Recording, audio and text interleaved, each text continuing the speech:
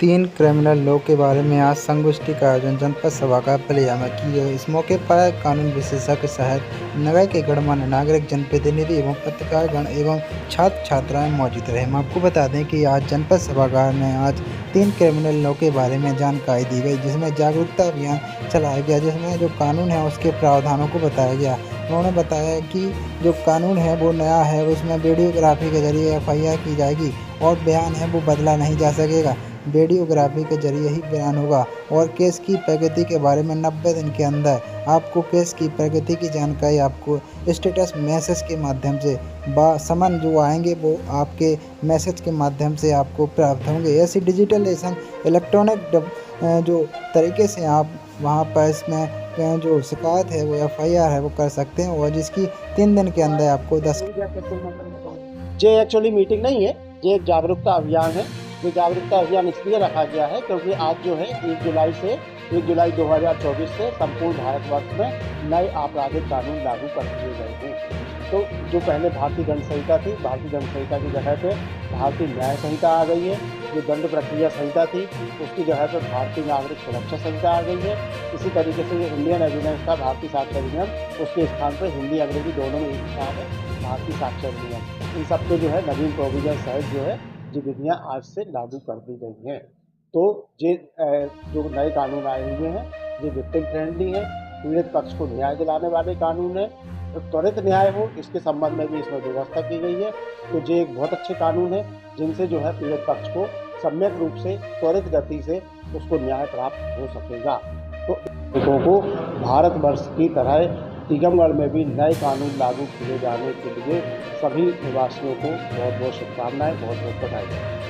बारे में सर जनता को अवगत कराइए नए धाराएं के बारे में सर। हाँ, नए कानून में ये प्रोविज़न है कि कोई भी व्यक्ति जो है अपनी मेल आईडी से थाने की मेल आईडी पे अपने साथ घटित अपराध की रिपोर्ट दर्ज करा सकता है। बस इसमें ये है कि जो रिपोर्ट वो दर्ज कराएगा तो 72 घंटे के अंदर उसको अपनी रिपोर्ट पे हस्ताक्षर करने के लिए थाने जाना पड़ेगा।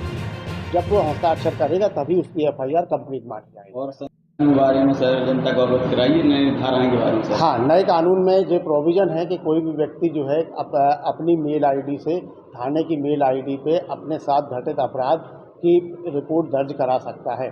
बस इसमें ये है कि जो रिपोर्ट वो दर्ज कराएगा तो 72 घंटे के अंदर उसको अपनी रिपोर्ट पे हस्ताक्षर करने के लिए थाने जाना पड़ेगा। जब वो हस्ताक्षर करेगा तभी उसकी FIR कंप्लीट मानी जाएगी। और सर किसी भी थाने में रिपोर्ट करा सकता है सर? हाँ, किसी भी थाने में रिपोर्ट करवा सकता है। अभी तक जो व्यवस्था थी कि जीरो की FIR होती थी, तो जीरो की FIR होने की एक परंपरा थी। उसको जो है कानूनी रूप से कहीं मान्यता नहीं मिली थी, तो जो BNSS आने से इसमें जीरो की FIR को भी कानूनी मान्यता मिल गई है।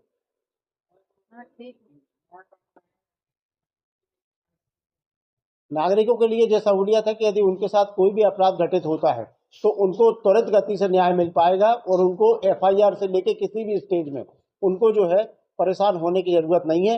इसमें पुलिस ने जो है एक पुलिस विभाग का एक ऐप आया हुआ है, संकल्प ऐप। यदि संकल्प ऐप पे जाके संकल्प पे आप अपनी FIR दर्ज कराते हैं तो आपको डे बाई डे उसमें आपको वो भी मिलेगा कि आपके जो FIR दर्ज करवाई है उसमें क्या प्रयास किए गए हैं, उसमें कितना इन्वेस्टिगेशन आगे बढ़ा है, ये बात भी उसमें रखी गई है। तो नए कानून के बारे में हमारे देश में अभी तक 1860 से लागू कानून जो ब्रिटिश शासनकाल से बना था, उसी हिसाब से अभी तक आपराधिक प्रक्रियाओं पर न्याय की व्यवस्था की गई थी। इसलिए समय की आवश्यकता थी कि अब नए तरीके से होने वाले अपराधों के हिसाब से अपराध विवेचना थोड़ा सा कानून में सुधारात्मक तरीका और उसको और सरल करते हुए और फास्ट करते हुए हमारे यहाँ नए कानूनों का आज से इम्प्लीमेंटेशन संपूर्ण भारत में किया जा रहा है। आज उसी को देखते हुए यहाँ हर थाना क्षेत्र में नागरिकों, युवाओं, बच्चों के साथ हम लोगों ने इस चीज को शेयर किया है कि क्या चीजें नई आई हैं और क्या परिवर्तन न्याय व्यवस्था में, कानून व्यवस्था में हुआ है। करने के लिए, विवेचना को समय से करने के लिए, न्याय व्यवस्था में भी इसको समय से सुचारू रूप से करने में, मतलब ये हर तरीके से थाने से शुरू होकर और न्याय व्यवस्था तक समय सीमा के अंदर बिल्कुल ट्रांसपेरेंट तरीके से कराने की व्यवस्था कराई गई है पहले ही दिन से। यदि कोई व्यक्ति समय से थाने आकर अपनी सूचना नहीं अंकित करा पा रहा है, इसलिए FIR की व्यवस्था की गई है। विवेचना हो रही है, वो किस स्तर पर है, विवेचक ने कोई चीज कितने दिन में कंप्लीट कर ली है, इसकी जानकारी, न्यायालय में मामला पहुंचने पर न्यायालय में किस स्थिति में है, इसकी जानकारी आपको इलेक्ट्रॉनिक तरीके से समय समय पर मिलने की भी व्यवस्था इसमें की है। लेडीज के बारे में बताइए, जैसे क्या हाँ, लड़कियां कुछ जैसे शिकायत करनी है तो क्या उसकी रिपोर्ट लेडीज पुलिस ही लेगी? जी, ये पहले भी ये व्यवस्था थी, लेकिन अब इसको पूरी तरीके से कानूनी जामा इसको पहनाया गया है।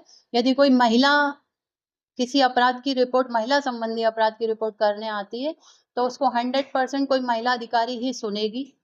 महिला अधिकारी उसकी रिकॉर्डिंग में उस एफआईआर को लेगी। वो अपने बताए स्थान पर, अपने जहाँ वो चाहती है, जैसे थाने में आने में अनकंफर्ट है, नहीं आना चाहते हैं कुछ लोग, तो वो अपने बताए स्थान पर अपने स्टेटमेंट देने के लिए पुलिस को बता सकती है कि मैं यहाँ नहीं, मैं फलानी जगह पे अपने घर पर अपनी सहूलियत के हिसाब से। यही सेम चीज बच्चों के साथ भी है, बच्चों के लिए भी कानून में यही है।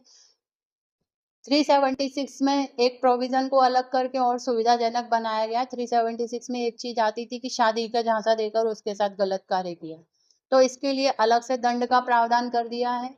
अगर स्त्री, महिला जो है वो 15 वर्ष से कम आयु की है, ये पुराने कानून में था कि फिर उसकी शादी विवाह का जो पति पत्नी के संबंध होते हैं, फिर उनको बलात्संग की श्रेणी में रखा गया था। लेकिन अब इसकी उम्र बढ़ाकर 18 वर्ष कर दी गई है। यदि 18 वर्ष का किसी बच्चे की शादी कर दी जाती है और उनके बीच में पति पत्नी के संबंध होते हैं, तो ये भी गैर कानूनी हो गया और इसमें सजा के प्रावधान को भी बढ़ाया गया। तो इस तरीके से जिन चीजों की आज नई हिसाब से जरूरत थी, उसमें पूरे इसमें कोशिश की गई है कि इसमें सुधारात्मक चीजें लाई जाएं और उनको टेक्निकल रूप से बिल्कुल पॉइंट से उनको सुधारने का इसमें प्रयास